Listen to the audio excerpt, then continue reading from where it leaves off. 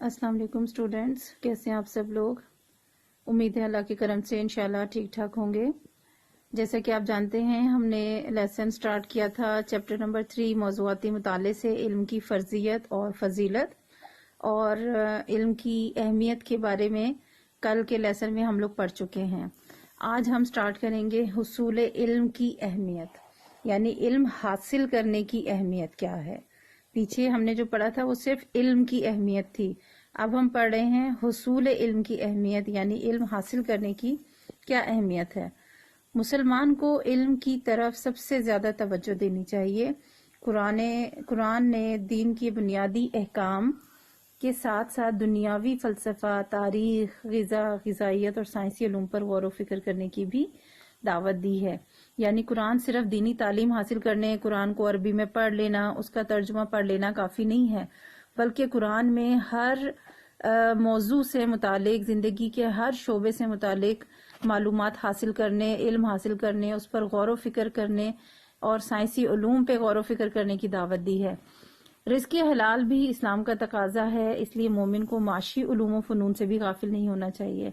जब कुरान हमें हलाल रोज़ी कमाने की दावत देता है, हुक्म देता है कि हलाल रोज़ी कमानी है, हराम से दूर रहना है, तो हमें ये मालूम होना चाहिए कि हलाल और हराम क्या है, और ना सिर्फ हलाल और हराम की डेफिनेशन मालूम हो, बल्कि ये कि हलाल रिज़्क़ किस तरीके से हासिल किया जा सकता है और हलाल रिज़्क़ कमाने के लिए कौन कौन से ज़राए हो सकते हैं, वो सारे ज़राए किस तरह से होंगे। यानी मुकम्मल जो इस्लामी तर्ज ज़िंदगी और इस्लामी माशी इल्म है उसकी मुकम्मल तफसील जो है वो मालूम होनी चाहिए।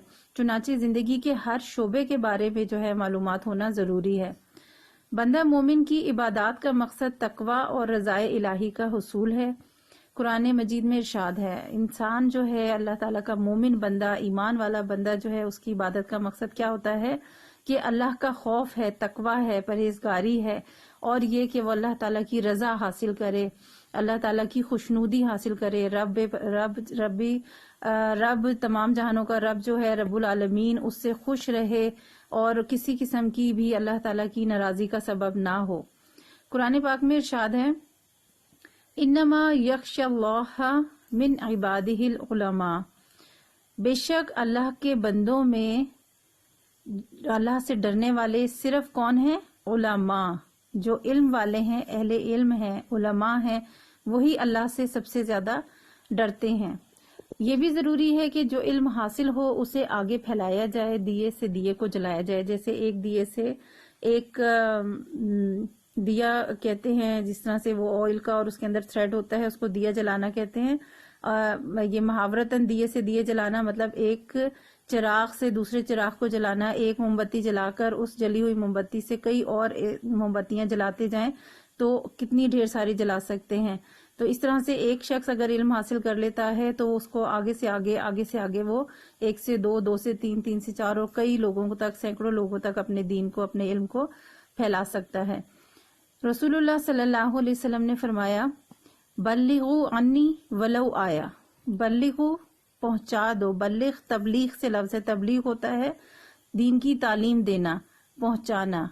बल्लिगु अन्नी वलौ आया, वलौ ख्वा आया एक आयत ही क्यों ना हो, मुझसे एक आयत भी सुनो तो उसे आगे पहुंचा दो। यानी मुझसे जो भी मालूमात हासिल होती हैं, वो कुरानी आयात हो या माशरती मामलात से रिलेटेड कोई भी चीज़ हो, किसी भी किस्म की मालूमात हो, उसे आगे पहुंचा दो, मतलब दूसरे लोगों तक भी बात पहुंचा दो, यानी इसकी तबलीग करो।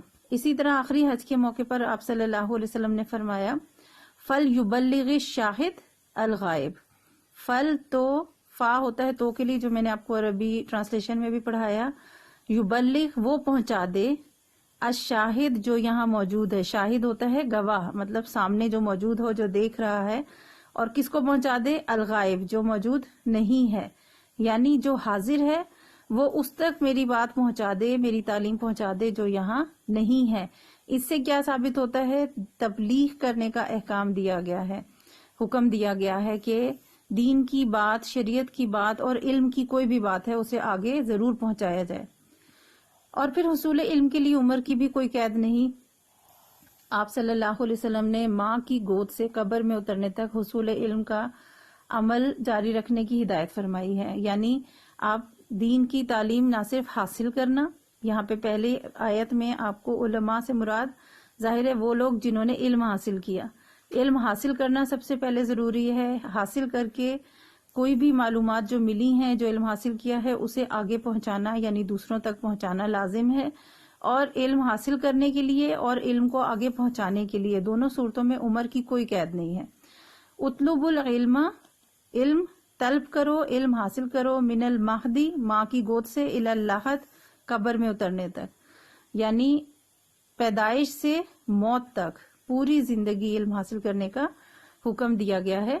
یہ بھی فرمایا ہے کہ مومن علم سے کبھی سیر نہیں ہوتا حتیٰ کہ جنت میں پہنچ جاتا ہے. یعنی جو مومن ہے، ایمان والا ہے، وہ جتنا علم حاصل کرتا ہے اتنی اس کی جستجو بڑھتی رہتی ہے. جتنا علم حاصل کرتا ہے اتنی اس کی جستجو بڑھتی ہے. کبھی وہ تھکتا نہیں ہے، اس کا پیٹ نہیں بھرتا علم حاصل کرنے سے، یہاں تک کہ وہ جنت میں پہنچ جاتا ہے. مطلب یہ کہ ظاہر ہے کہ اتنا فضیلت والا عمل ہے علم حاصل کرنا، اور علم کو دوسروں تک پہنچانا انتہائی فضیلت والا عمل ہے، اور یقیناً اس کا بدلہ جنت ہے.